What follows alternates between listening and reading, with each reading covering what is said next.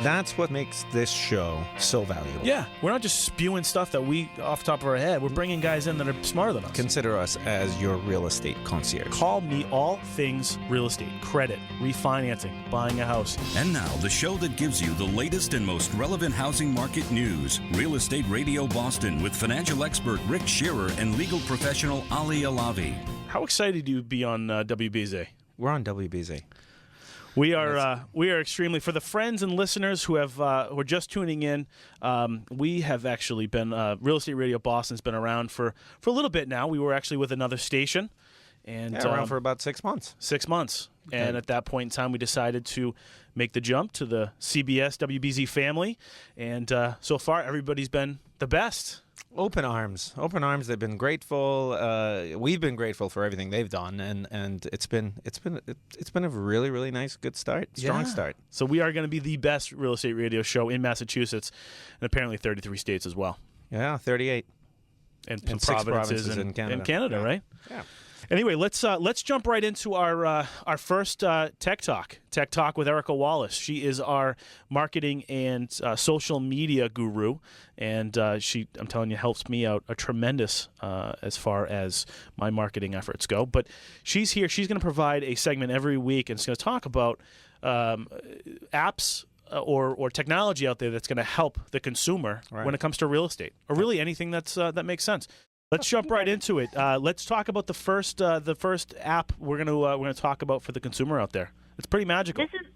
It is. This is one of my favorites. It'll make you feel like you're on the Jetsons.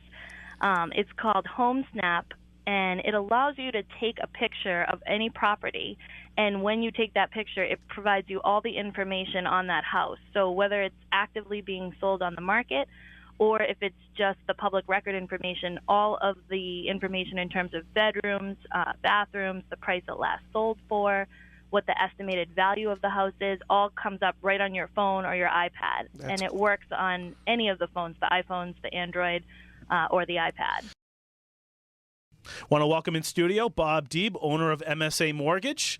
Welcome on the show, Bob. Thank you. Thank you for having me. It's a pleasure. Let's face it, MSA is in Massachusetts. You guys are local. So I guess, Bobby, the question is, how do we do it? Coming from, I've worked in various different parts of the lending industry, whether a broker, I work for a bank, and as a correspondent lender, which we are now. And we try to format everything that we did and streamline it, and took bits and pieces of each thing that a certain lending institution does, and take the best out of that, and create a mortgage company that's a consumer-friendly, services a real estate agent, and gets the loans done as quickly as possible. So we streamlined our company. We cut out a lot of layers of things. We don't use timelines.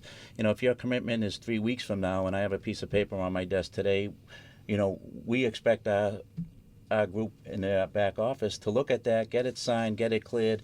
So hopefully the realtor knows weeks in advance. Our closing packages are done weeks in advance. Bobby, we got about 30 seconds. I just want to. A question I get a lot is we're hearing in the media that that lenders are starting to loosen up the reins, and I'm beating my head against the wall because I'm saying I just don't see it. Is that true? Are you seeing them loosen up the reins? Or are you seeing them maybe go the other way and get a little bit more tighter still? Yeah, it's still very, very tight right now. We have to ask for things that we're getting questioned on the back office when loans are sold. And, borrowers might think it's us asking for it. And, quite honestly, we don't get paid unless we're closing loans. Sure. So we're trying to do the best we can, but every bank or every lender has different overlays, and, we're trying to. So it's not us. It's not. We're not beating up on anybody. Okay. Absolutely, it's not us. And of course, we're very excited to have Emil Ward back on the show. Thank you very much. He's our resident landlord tenant expert. Well, right now we've got you on to speak with the the soon to become investors out there, because everybody wants a piece of the real estate right now. Yeah, everybody's excited about jumping on board. We've got people out there that may have 1 or 2 units for investment. You might have a guy that's out there got 50 or 70 units, 100, a billion units. It doesn't matter. But I want you to kind of educate the listeners as far as what they need to know, the top 5 things they can't purchase or rent their next investment property for.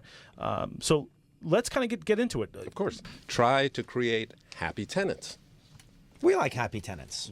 We love happy tenants. Why? Because happy tenants don't want to sue you. Happy tenants don't want to withhold the rent. This is not a difficult thing to do. One of the things you should do, especially if you're a small landlord, is sit down with the tenants when they come in to sign and talk to them.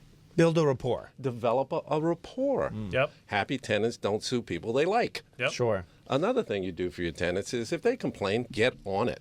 Get on it right away. Don't delay. Don't give them a bunch of excuses.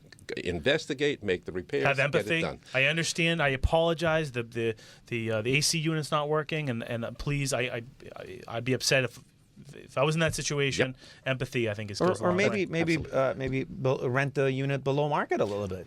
That's another important point. Very important point up front.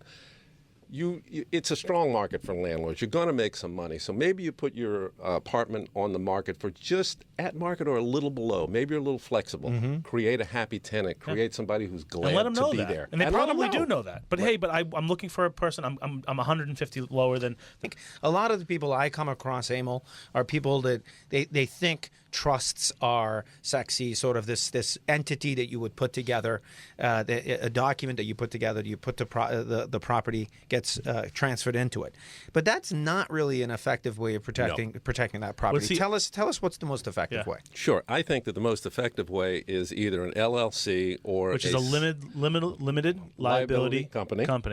Or a sub-S corporation, which is a corporation that allows all of the tax benefits to flow through the corporate veil, if you will, to your 1040. In other words, you can get all of the depreciation, you can get the mortgage interest write-offs and that sort of thing, as opposed to a normal corporation where all of those tax benefits would be stuck in the corporation. Gotcha. So you need one of those two entities to give you the maximum protection against suit. And it's really not that difficult to put together a limited liability company or an S Corp. You contact Emil Ward, and he will advise you on how you would go about doing it.